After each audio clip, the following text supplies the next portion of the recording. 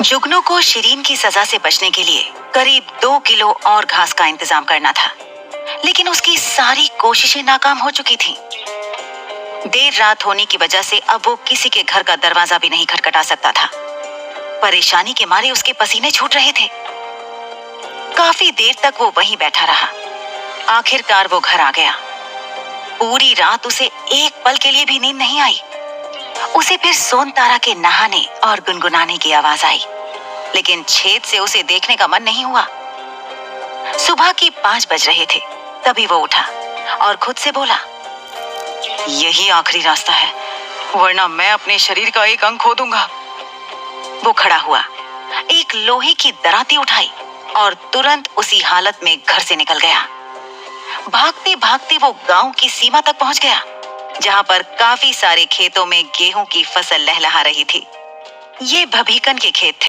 उसने अगल बगल से लकड़ी उठाई, कुछ कपड़ों के टुकड़े और आग जलाने का सामान ढूंढकर मशाल बनाई और खेतों में घुस गया। आसपास इतनी सारी फसल देख उसने सोचा, अब तो बस यही आखिरी रास्ता है कि मैं खुद इस फसल से गेहूं की घास निकाल लूं। जानता हूं कि चोरी करना गलत बात है, लेकिन अपने शरीर के अंग को बचाने के लिए मेरे पास यही आखिरी रास्ता, वरना अनर्थ हो जाएगा। करीब सुबह 5:15 बजे से उसने काम शुरू किया और खेत के अलग अलग हिस्सों में दराती से गेहूं की फसल काट काट कर ताजा घास इकट्ठा करने लगा। कम से कम 1.5 घंटे की कड़ी मेहनत के बाद वो कुछ घास इकट्ठा करने में कामयाब हुआ, लेकिन अब उसने शिरीन से उसे तौलने को कहा तो वो सिर्फ 300 ग्राम घास निकली। जुगनू हिम्मत हार कर बैठ गया। उसके शरीर में अब बिल्कुल भी जान नहीं बची थी। वैसे भी किसी दूसरे के खेत थे, तो अगर वो कुछ देर और यहाँ रुकता तो खेत का मालिक भभीकन आकर उसे पीट पीट कर सौदे वाली शिरीन से पहले ही अपाहिज बना देता। गांव के किसान सुबह करीब 6:30 बजे तक अपने खेतों में आ जाया करते थे। उसने अंधेरा देखकर अंदाजा लगाया कि अभी भी उसके पास पौना घंटा बाकी है। उसने फिर से ताकत जुटाई और घास काटनी शुरू कर दी। जब वो कटी हुई घास निकाल ही रहा था कि तभी पीछे से किसी के पैरों की आहट सुनाई दी। सुनकर वो घबरा गया। उसे लगा कि कोई तो आ गया है और अब उसकी शामत भी आने वाली है। लेकिन पीछे से एक प्यारी आवाज ने उसको पुकारा, जुगनू, तुम इस वक्त यहाँ क्या कर रहे हो इतनी सुबह सुबह? उसने सोचा जरूर भवीकन की पत्नी होगी। उसने मुड़कर देखा तो सोन तारा खड़ी थी। उसने राहत की सांस ली, लेकिन अब चुनौती ये थी कि उसे भी कोई जवाब तो देना था कि आखिर वो इतनी सुबह किसी और के खेत में क्या कर रहा है। उसने एक लंबी सांस ली और बोला, हाँ, अरे वो भाभी, मुझे और गेहूं की घास की जरूरत थी, तो बस सोचा कि इस खेत में से काट लूंगा तो भभीकन की भी मदद हो जाएगी और मुझे भी मेरी घास मिल जाएगी। उसकी बातें सोन तारा को काफी अजीब लगी। उसकी आंखें बड़ी हो चुकी थीं। ये देखकर वो पहचान गया कि उसने उसकी बातों का बिल्कुल भी विश्वास नहीं किया है। उसने तुरंत कहा, लेकिन आप यहाँ कैसे भाभी?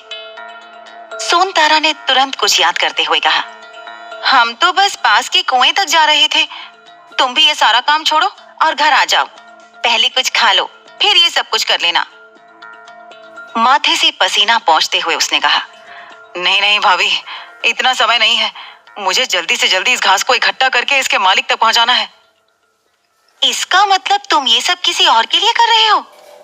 सोन तारा ने पूछा। जुगनू अब इन सवाल जवाब से चिढ़ रहा था।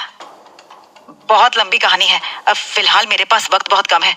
मुझे 3 घंटे में 1.5 किलो घास निकालकर किसी भी तरह अपने दोस्त तक पहुंचानी है। मैं बहुत जल्दी में हूँ, आप जाइए, मुझे अभी कुछ भी खाने का मन नहीं है, बाद में खा लूंगा। उसे परेशान देख सोन तारा ने भी अपना भरा हुआ घड़ा नीचे रख दिया और बोली, अगर ऐसी बात है तो चलो, हम भी तुम्हारी मदद कर देते हैं।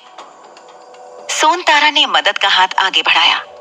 तभी जुगनू को एक ख्याल आया और उसने खुशी से झूमते हुए सोन तारा को गले लगा लिया। नहीं नहीं भाभी, आप घर जाइए और नाश्ता बनाइए, मैं बस थोड़ी ही देर में आ जाऊंगा। खेत में हम दोनों को एक साथ किसी ने देख लिया तो मुसीबत हो जाएगी। जुगनू ने उसे गले लगाया तो वो समझी नहीं कि उसने ऐसा क्या कर दिया जो वो इतना खुश था। लेकिन उसे तो बस इस बात की खुशी थी कि चलो, उसके बदन पे जुगनू का हाथ तो लगा, वो भी जुगनू ने खुद पहल की थी। वो घड़ा उठाकर वापस चली गई। सुबह के 7 बज चुके थे। गांव में चहल पहल शुरू हो गई थी। जुगनू ने गांव के बीचों बीच चबूतरे पर खड़े होकर जोर से चिल्लाते हुए कहा, सुनो सुनो सुनो, गांव वालों सुनो, मुझे जल्दी से जल्दी 1.5 किलो गेहूं की हरी घास की जरूरत है। इसे देने वाले इंसान को मैं 500 ग्राम घास के बदले पूरे 100 रुपए दूंगा, लेकिन एक शर्त है, वो ये कि जो भी ये मुझे आज सुबह 9 बजे से पहले लाकर देगा, सिर्फ उसी को ये पैसे दिए जाएंगे।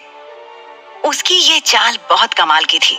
उसने सोचा, गांव में कितने सारे लोग बेकार पड़े होंगे, अगर उन्हें कुछ पैसे का लालच दिया जाए तो वो जरूर आकर ये घास काट लाएंगे, और अगर किसी के पास पहले से घास पड़ी होगी तो वो उसे भी मुझे ही बेच देगा।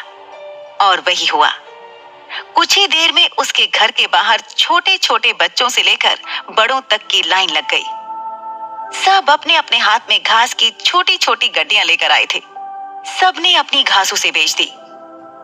उसने एक वजन कांटा अपने पास रखा हुआ था। जो भी घास बेचने आया, वजन नापकर जुगनू उसके हिसाब से उसे पैसे दे देता था। उसके पास ये 10 किलो घास को इकट्ठा करने के लिए दोपहर के 1 बजे तक का वक्त ही था, लेकिन सुबह 9:30 बजे तक ही उसने काफी सारी घास जमा कर ली। जैसे ही काम हो गया, उसने तुरंत करिश्माई सौदागर शिरीन को याद किया, और जैसे ही शिरीन उसकी आंखों के सामने आई, उसने घास दिखाते हुए कहा, ये लो घास, तोल लो इसे। इतना कहने के बाद जुगनू वहां एक पल भी नहीं रुका, क्योंकि उसे पता था ये घास डिमांड से कहीं ज्यादा ही थी। उसे भूख लगी थी, इसलिए वो सोन तारा के घर में चला गया। सोन तारा ने उसके लिए मजेदार नाश्ता बनाकर तैयार रखा था। इस घास के चक्कर में रतन सिंह से मिले सारे पैसे भी अब खत्म होने को आए थे। घर में तेज खुशबू आ रही थी। सोन तारा ने आज गोभी के पराठे बनाए थे, और साथ में ताजा निकाली हुई सफेद लोनी भी थी। पेट भर के नाश्ता करने के बाद वो बोला, आपके हाथों में तो अलग ही स्वाद है। पेट भर जाता है लेकिन मन नहीं भरता। सोन तारा बोली, तो और खा देवर जी, तुम्हारे ही लिए ही तो बनाए हैं। जुगनू बोला, नहीं बस भाभी, अब आप मेरे लिए बिल्कुल भी खाना मत बनाना। आप पहले ही मेरे लिए बहुत कुछ कर चुकी हो। सोन तारा ने मुंह बनाया और उसे डांट लगाते हुए कहा, हम तुमसे ये कुछ पूछे? तुमसे कहे ना तुम सिर्फ खाना खाओ।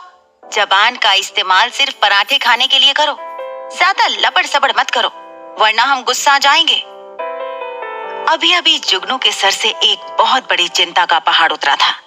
अब वो काफी खुश था, और ऐसे में वो सोन तारा को बिल्कुल भी उदास नहीं करना चाहता था।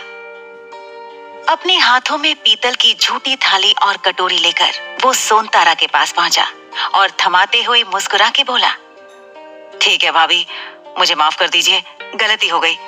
अगली बार से कभी भी ऐसा नहीं बोलूंगा, और जब तक आप मुझे खिलाती रहेंगी तब तक मैं आप ही के हाथों का बना खाना खाऊंगा, फिर भले ही खा खाकर मेरा पेट ही क्यों ना फट जाए।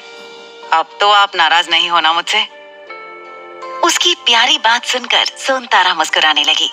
उसने हंसते हुए कहा, तुम्हें पता है तुम बहुत अच्छी बातें करते हो। वैसे आज हम तुम्हारी एक और अच्छाई पहचान लिए। तुम किसी भी रूठे हुए इंसान को बड़े अच्छे से मना लेते हो।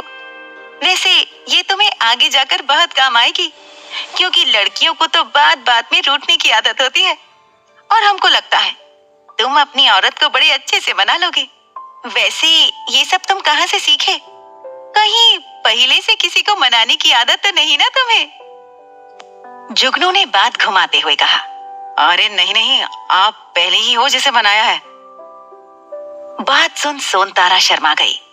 उसने झूठी थाली और कटोरी ली और उन्हें मांजने चली गई।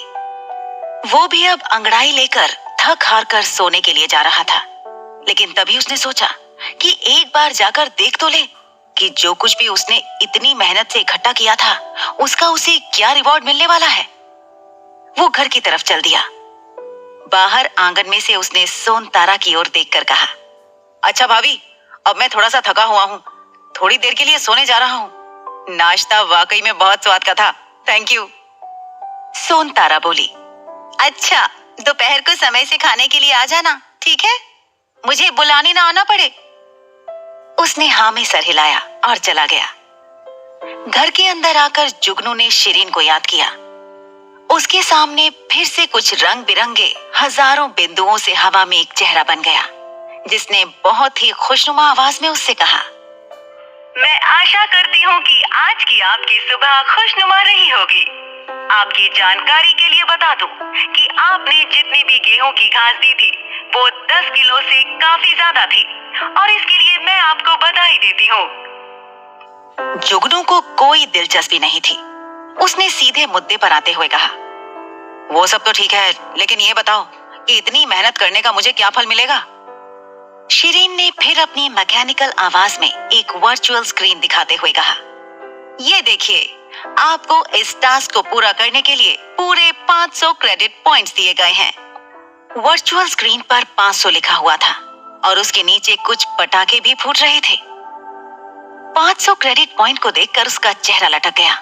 उसने नाराज होते हुए कहा, क्या सिर्फ 500 क्रेडिट पॉइंट? मैंने अपनी जान जोखिम में डाल दी।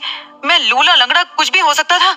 अब पाहिज होते होते बचा हूं मैंने अपने सारे पैसे भी खर्च कर दिए और इसके बदले में मुझे सिर्फ 500 क्रेडिट पॉइंट दोगी? ये तो बहुत नाइंसाफी है। ऐसा थोड़ी होता है। अगर मैं ये ना कर पाता तो तुम तो मेरे शरीर का हिस्सा ही निकाल लेती। तुम्हारी जानकारी के लिए बता दूं, मेरे शरीर का एक एक हिस्सा इन 500 क्रेडिट पॉइंट से कहीं ज्यादा महंगा और अनमोल है। जैसे ही उसने बात खत्म की, शिरीन ने कहा, आप इंसान लोग कितना बोलते हो, है ना? पहले मेरी बात पूरी सुनो। ये 500 क्रेडिट पॉइंट आपका रिकॉर्ड है। उसके बाद आपको मिशन पूरा करने का रिकॉर्ड अलग से मिलता है। इतना कहते ही वर्चुअल स्क्रीन पर एक गिफ्ट बॉक्स दिखाई देने लगा। वो चौंक गया। उसने पूछा, ये क्या है? शिरीन ने कहा, ये आपका मिशन कंप्लीशन का इनाम है। इसके अंदर आपको 2 गिफ्ट्स मिलेंगे। अनलॉक करने के लिए आपको इसे खोलना होगा। जुगनू ने अपनी एक उंगली से उस वर्चुअल स्क्रीन पर बने हुए गिफ्ट बॉक्स को छुआ तो वो खुल गया और उससे 2 चीजें बाहर आ गईं। एक तरफ एक लॉटरी का टिकट रखा हुआ था और दूसरी तरफ एक किताब। ये सब क्या है? जुगनू ने उन्हें ध्यान से देखते हुए पूछा। शिरीन ने कहा, ये है आत्मरक्षा की किताब और दूसरी है लॉटरी। ये आत्मरक्षा की किताब आपको अपने दुश्मनों से लड़ने के लिए कुछ ऐसी तकनीक दिखाएगी जिससे आप लड़ाई में जीत जाएंगे। और दूसरी तरफ ये लॉटरी आपको अगली बार सिस्टम के बाजार में से कुछ भी खरीदने में डिस्काउंट दिला सकती है। जुगनू अभी भी इन रिवॉर्ड्स को देखकर खुश नहीं था। उसने गिफ्ट के बारे में शिकायत करते हुए कहा, लेकिन इस करामाती किताब का मुझे क्या फायदा? मेरे लिए तो ये बिल्कुल बेकार है। शिरीन ने उस किताब की खासियत बताते हुए कहा, ये किताब पढ़ के आप जो भी तकनीक सीखेंगे उससे किसी से लड़ते वक्त आप उसकी शक्तियों को उससे छीन सकेंगे और पल भर में उसे हरा देंगे। क्या अब भी आपको लगता है कि ये बुक आपके लिए बेकार है? किताब की खासियत के बारे में जानने के बाद जुगनू की खुशी का ठिकाना ही नहीं था। उसने खुशी से कूदते हुए कहा, अरे ये तो वही है जो मुझे चाहिए था। अब तो मुझे किसी का डर नहीं होगा। इस करामाती आत्मरक्षा की किताब मिलने की खुशी में जुगनू इतना पागल हो चुका था कि वो ये भी भूल गया कि उसने कसम खाई थी कि घास वाला मिशन कंप्लीट करने के बाद वो हमेशा हमेशा के लिए शिरीन को अलविदा कह देगा। इस बार उसके शरीर के हिस्से पर बात बनाई थी।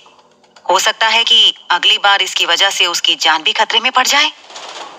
लेकिन जैसे ही उसे जो चाहिए था वो मिला, जुगनू कसम वसम सब भूल गया और फिर से एक बार करिश्माई सौदागर शिरीन के चंगुल में फंस गया।